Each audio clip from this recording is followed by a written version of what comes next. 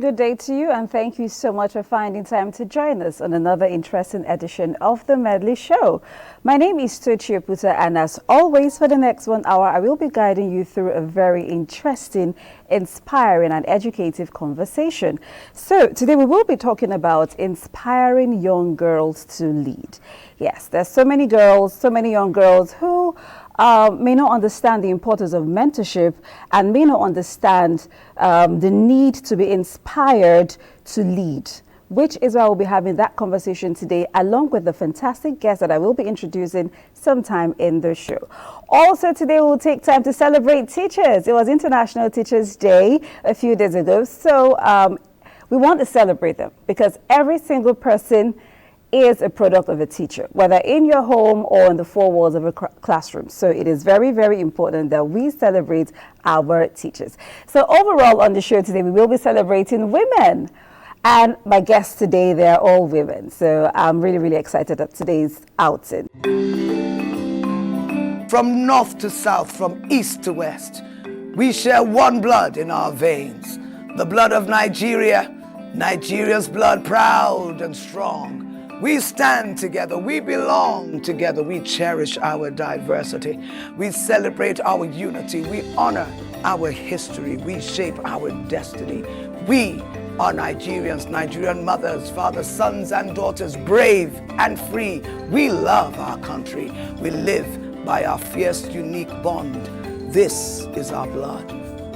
Nigeria, better together. Welcome back. This is still the Medley Show. I did tell you that when we come back from that break, you'll get to meet my guest. Today we'll be discussing mentoring and inspiring young girls to lead. I've once heard that a mentor isn't just someone who walks before you and teaches you what to do. They walk alongside you and help you learn the rudiments of leading or whatever it is they're inspiring you to do.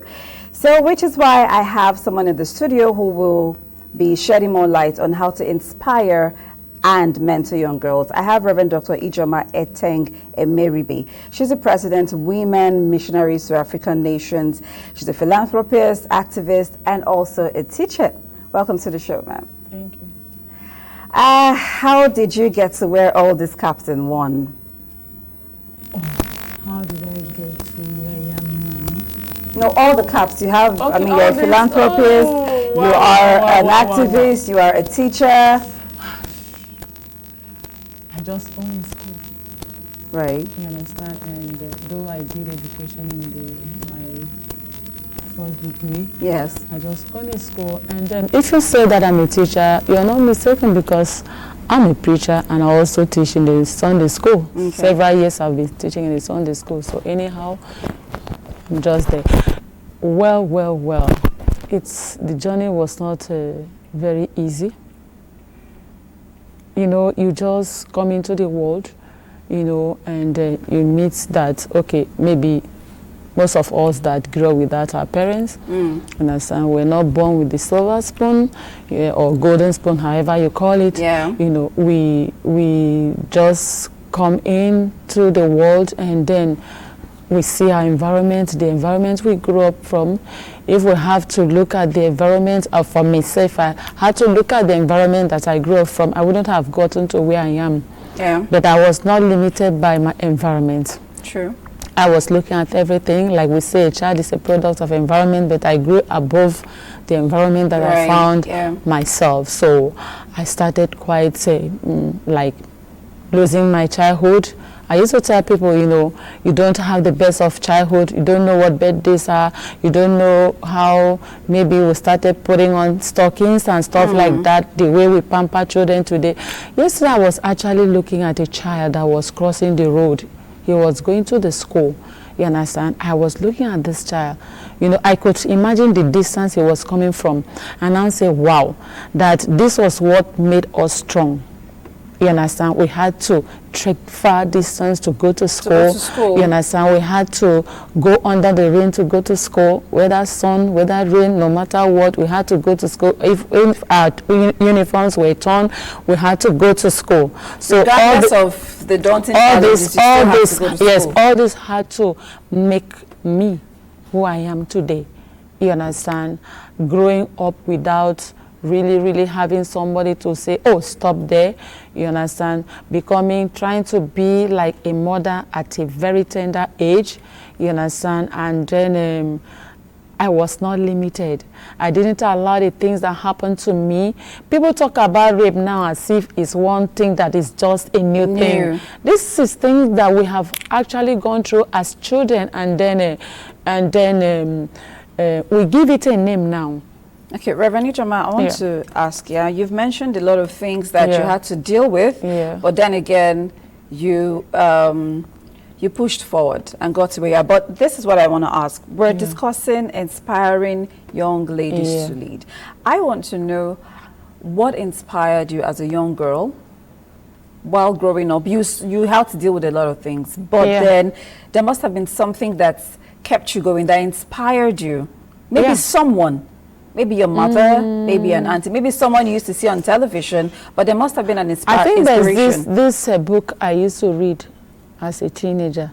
I think it's Sidney Sheldon. Okay. You know, I used to read that book a lot. I think I read the Lace version of it, and then I read The Woman of Substance, and then If Tomorrow Comes.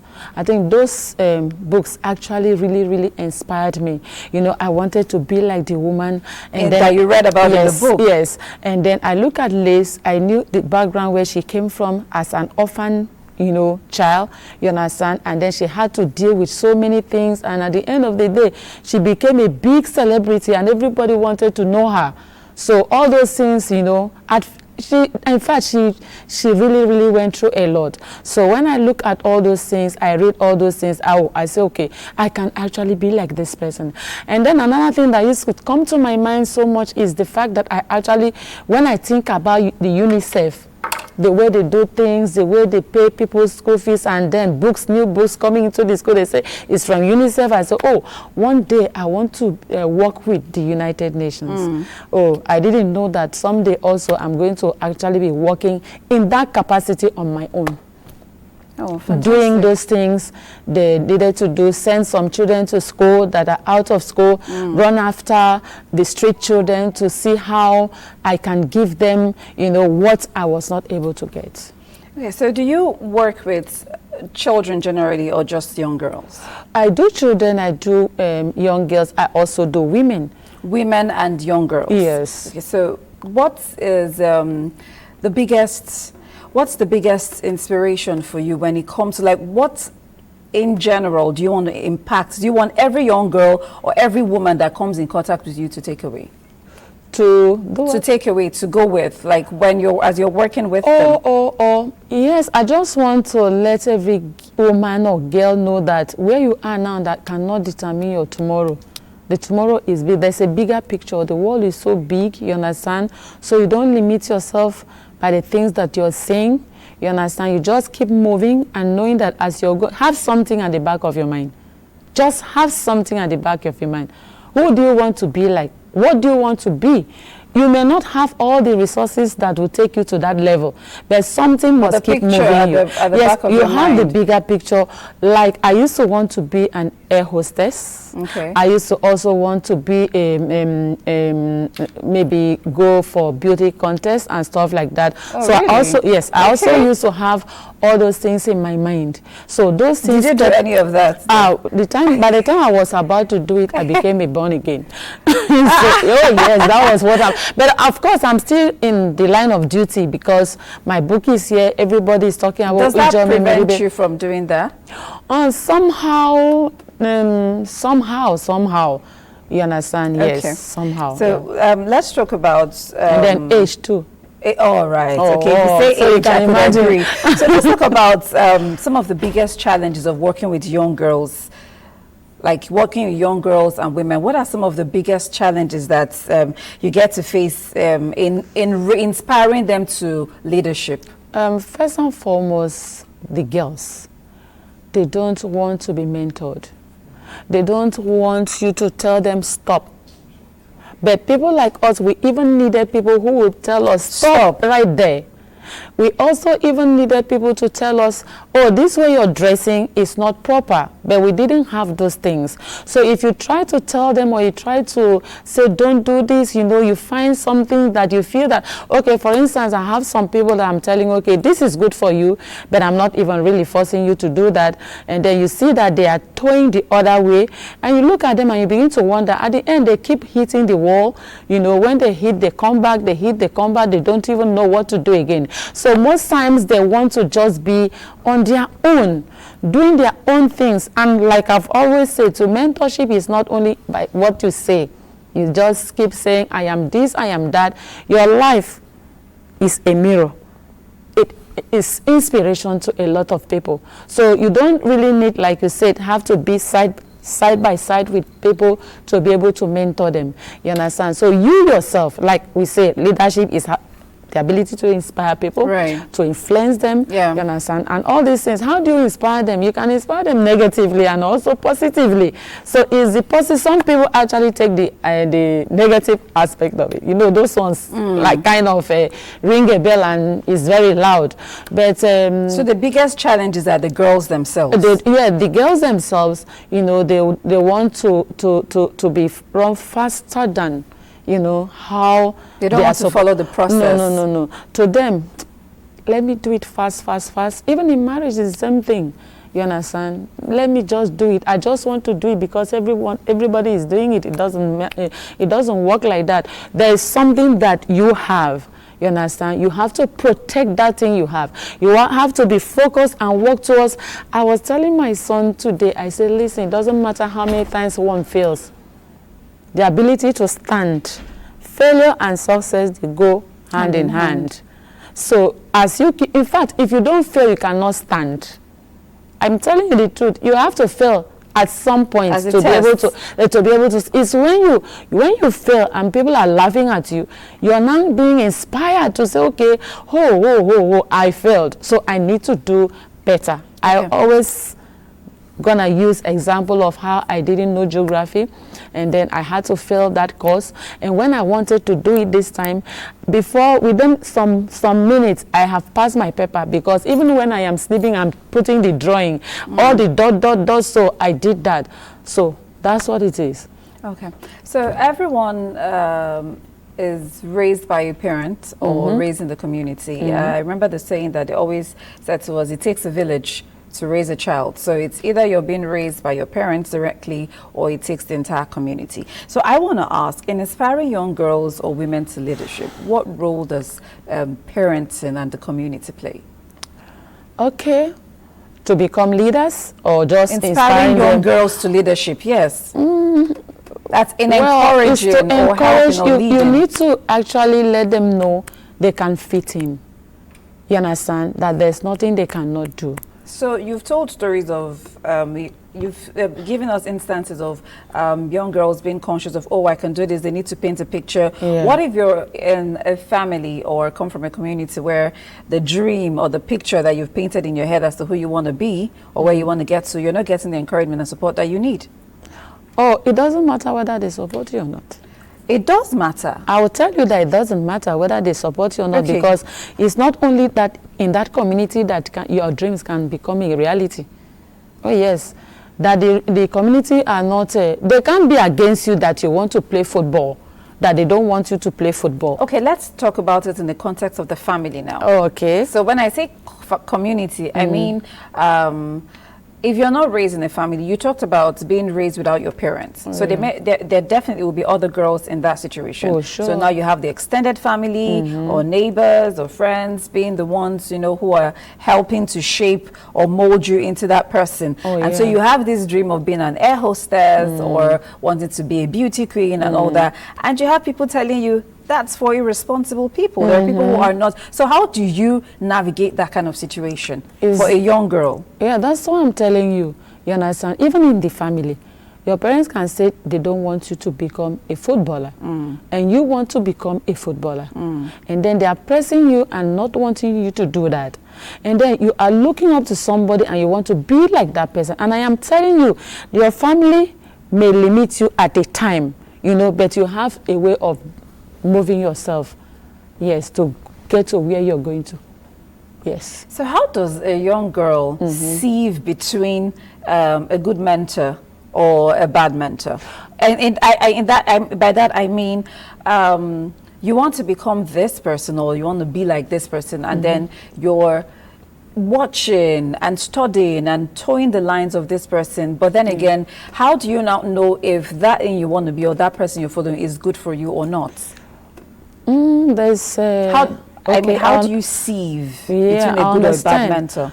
Well, like you also talk about leadership as an inspiration, you understand? If I'm watching you, you understand, and then you're doing the wrong things, you know, you may want to be like you, but there are aspects of you that I'm looking at and it's not actually going the way I want it to be. How do you know that it is wrong? This is what I'm trying to say. How do you know it's wrong? Because this person is your idol. Yes. You're looking at the person, you admire every single thing the person does, every single thing the person is about. Yes. So when you're smitten by this person, you're not seeing right or wrong. So how do you now decipher if you want to follow the good person for you or not? Or you take the, as a young girl, you can actually take the good aspects of that person. For me, you understand, if I'm looking at somebody, oh, I like this person, I want to be like this person, the person is actually a footballer and the person got injured, does it stop me from being following after my dream?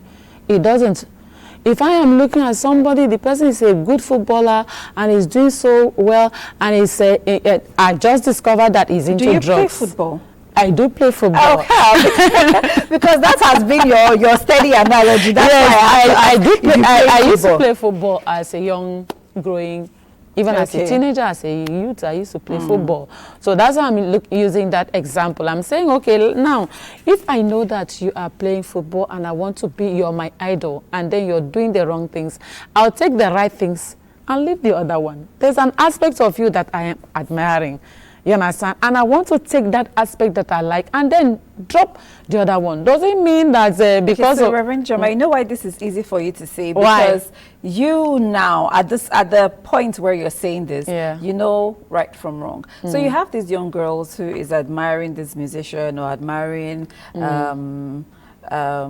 someone in society. And stuff and no, all I those don't. Okay, you don't as an mention, idol, right? So I'm talking about young girls now. Okay. So you're admiring this person. This person is your idol. So you're not just going to say, oh, because I want to sing, I'm going to sing just like this person. You're looking at the person's appearance, the person's outfit, the person's attitude on social media, the person's attitude outside in public, and as a young girl, you just feel to live this life, this is all I want to do, and you're picking up all that. You get what the picture I'm painting. So how do you now, you are saying pick the good and leave the bad. How do I know which is good and which is bad? Because I'm just smitten by this person. Yes. And I feel like the person is a mentor for the kind of life that I want to build. Yeah, mentorship does not mean that I should take everything that I see that you're doing. Does it mean that if you're mentoring me, you tell me go and slap somebody and I don't feel like slapping the person, I'll just get up to go and slap? You are just saying that because the stage where I am now, you understand, that is what is influencing the way I'm talking. No, I grew up from, you know, I can actually tell you what it means to grow, you know, alone, coming up. You understand? So I have this mental picture of the things that can happen and the things that cannot happen. Okay, I used to have friends that used to smoke in their home as a young girl. Yeah. And then they were beautiful, young, beautiful girls. I needed to just come and I like being around them. Doesn't mean I wanted to smoke like them. Something kept telling me that this thing could lead to something. You understand? So it doesn't mean that if you're my role model, I should take lots everything. Of strong young girls who do not have that kind of strong will. Okay, and need to be guided. Even if you talk about young girls that don't have the strong will, but let me tell you, God, we have something that is built in us. Yes. Even I say, okay, there's something I need to tell you. My daughter, she was 9 then. Okay, she wanted to come up as maybe the head girl of the school, and then one of the teachers was telling her, you know what, go and campaign for someone else. She said no, she wants to campaign for herself. Okay, now I even went to school that day with her. So when we entered, the particular teacher was campaigning for a particular and was telling every child there, they should chant the other girl's name. My daughter said, me, I'm not going to chant her name. I want to be the prefect and I will campaign for myself. Who taught her? Do you understand? She has you. Oh, no. I cannot even say she has me. You understand? There is something, we have an inner strength, something that speaks to us when we are seriously ready to be in a particular way. Maybe we want to build and get focused and toe a particular path as a young growing girl. For instance, you talk about leadership, role, politics. There are some girls who, no matter how you push them to go into becoming a leader in any aspect, or they will say, I'm not going. So what will you do? They will not want to do that. So what will you do? Is their person. Everything has to do with your personality. That's what it is. If I'm somebody that is loud. Leadership isn't for everyone. That's what you're saying. Yeah. Okay. If I'm a loud person, you understand? Some people are loud. You know, wherever they go to, everybody recognizes them. Before they say something, everybody knows them. But there are some people, they are just very, very quiet. And you need to be pushing them before they can get to where they are going to. So even if you begin now to teach a child and say, you know what, I want you to become a politician, she will say, I want to be a teacher. Oh yes, I want to be a teacher. Will you kill her? No, which isn't bad. Yes, you're talking about maybe politics, in leadership, and all those stuff. You understand? No, leadership at every level. It could be in the family. Okay. Yes, leadership at every facet of life, at every level. Okay, yeah, yes. It's still the same thing, yeah. You may want, every child has something. Inside them. Yes, you have something. Leadership may be in any other, it may not be in the in government, it could be in the school, it could be even in the choir where you are. You understand? Okay. So what will make me look at you and say, oh, I like this person, I want to be like this person. If I like you so much, I want to take an aspect of you and leave the other one. Okay. So because you have this bad aspect of you does not mean that, okay, you don't have anything that is good in you that I want to pick and add to what I have and become a better leader. Okay. Thank you so much. I've been speaking with Reverend Ijoma and then Emeribe. We take a quick break now to bring you our Teachers Affirmation. And when we come back, we get to celebrate our teachers. Stay with us.